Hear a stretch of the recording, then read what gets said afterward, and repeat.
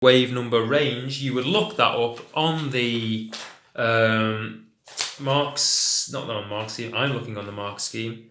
The range is 1620 to 1680. It's not asking you to read this off, it's asking you for the range. Oh man, you can't see what I'm doing, can I? It's not asking you to read off the graph the precise position of this peak. It's asking you to write down the range off the data sheet that you get in the exam. The bond used to identify the compound of this. Or you could have gone for OH, but if you went for OH, you would have to write alcohol.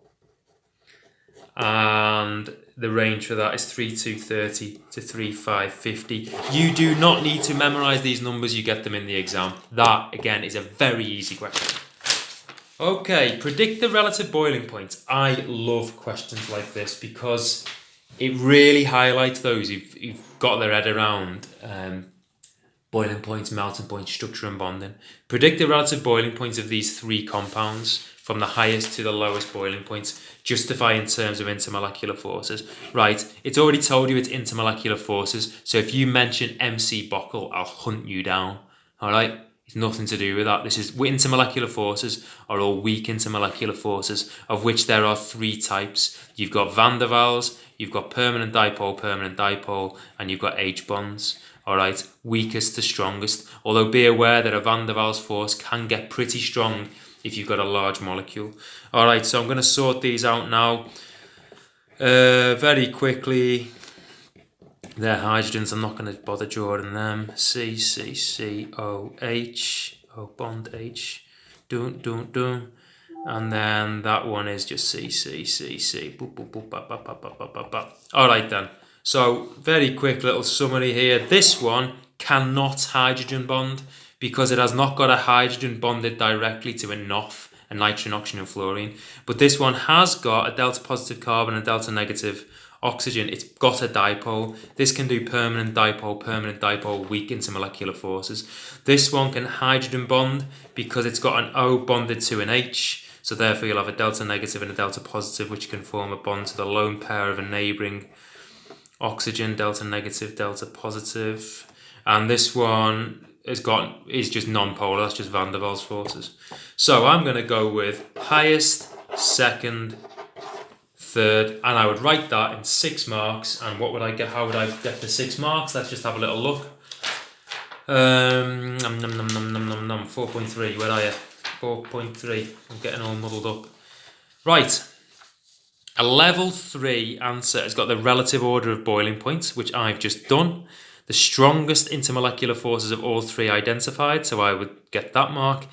And the answer would explain this coherently and logically and use the correct terminology. So the right sort of terminology is to say things like butane has van der Waals forces, propanol has PD-PD. You wouldn't write, don't get a mark for PD-PD, you'd have to write permanent dipole, or permanent dipole.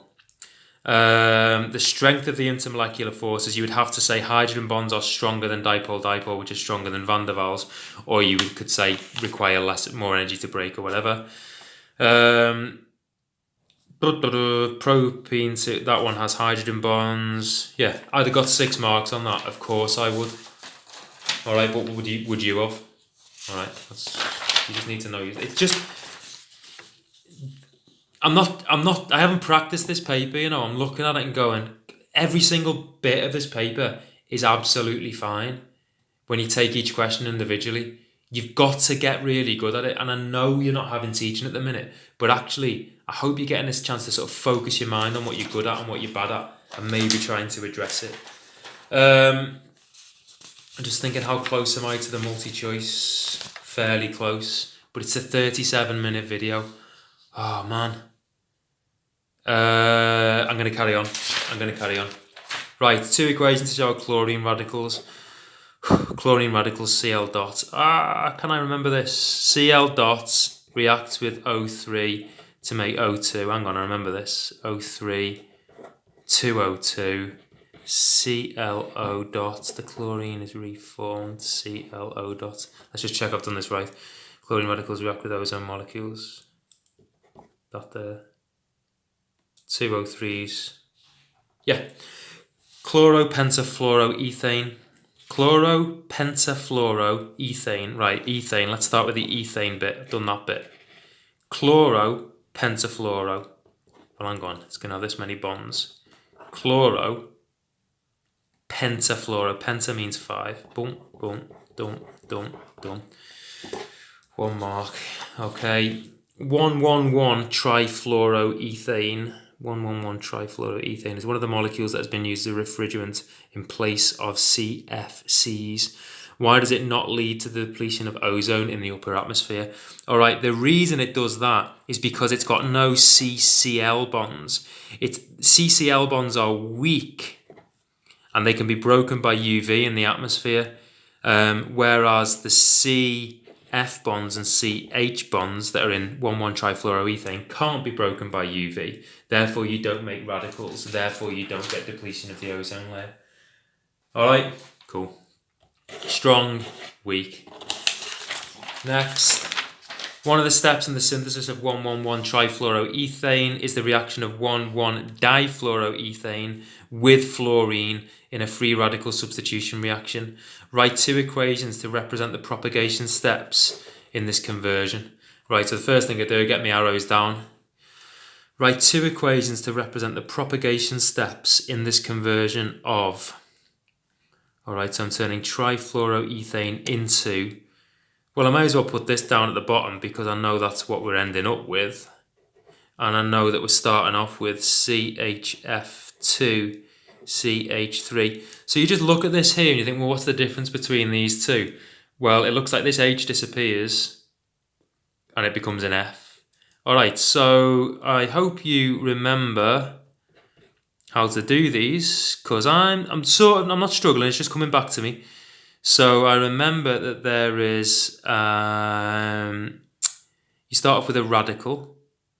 So the radical this time must be F dot. The F dot plucks off this hydrogen, so you make CF2CH3, and that will become HF. Now this is now a radical.